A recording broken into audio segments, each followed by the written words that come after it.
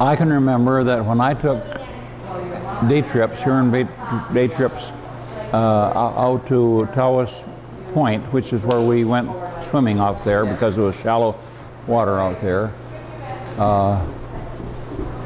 We had a rule that the kids could go down the beach until there was a certain place, significant place that we could point out, like where that large tree is arched over, like, and you can't go any farther north until where that big log is down there, which was maybe about a total of a quarter of a mile altogether. And I had my folding chair right smack in the middle. Right. And if anybody disobeyed my law, then their penalty was to come and sit beside a Gus for 10 minutes or so, which seemed like an hour to them when other kids are out playing in the water. And I can remember that I had to calm some kids down that way. Another favorite Huron day trip, to me one of the favorite ones was always going up to Asaniq up near Alpena. It's a long trip ride up there, but they have got the Domke Gardens, it's called. And they have big sculptures, like life-size sculptures of dinosaurs. Oh, okay. And taking the kids through that was always a lot of fun. Then taking them down to Lake Huron and swimming in Lake Huron, that was a lot of fun.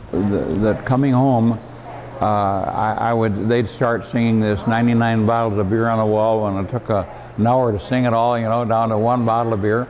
And Bob, or Jerry, was the one that was the leader in that song. And I'd say, if you do that one more time, you know, one more time, then of course we would stop everybody. When we arrived back in camp, I would stop the Land Cruiser or the bus, whatever it was that we were riding, right out to the entrance to camp, and everybody had to dispose of anything uneaten. It had to be consumed or thrown out. Some of them had bought 25 cents or 27 cents. They had 27 minutes and 27 cents. They could go into ice cream store. And then they had, some of them would buy 27 cents worth of licorice, which was a year's supply of licorice, you know. No way could they eat, and they had to throw it out, you know. Well, then later on the kids would sneak away from camp to come back and see if they could find some of the... Yeah, you're on day trips. Rollaways was great, you know, going out to Rollaways, and that big pavilion that had the fireplace on each end, and the window doors opened up with big, you know, like in a fortress.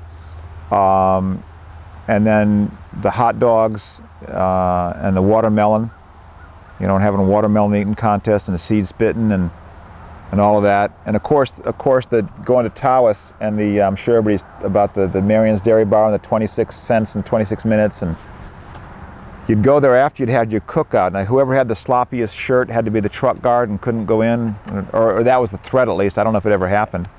And then you'd buy all this. You could buy a lot of candy for 26 cents, I guess. If you didn't buy ice cream, you'd buy shoestring licorice and junk. And of course, you weren't allowed to have that in camp. And I remember the bus would stop just after you went in the camp gate, and you'd have to throw everything into this. There were some bushes there. Yeah. We'd have to throw everything out. And I always planned to go back there someday and find all this cool stuff. Never had the brains to actually go do it, you know, to go. Thought there would be piles of cool stuff. The favorite Huron day trip was probably Lumberman's. Yeah. No. Perch fishing. Oh, okay. Perch fishing on in Tawas Bay. First time I went, because at camp I would go and sit out in the boat and fish. That was what I felt was good use of my time. When we went on the day trip, we went out on the bay, and I caught the largest fish that trip, and I think it was an 11-inch perch or something like that, and won a candy bar. So that was my favorite memory of Huron day trips.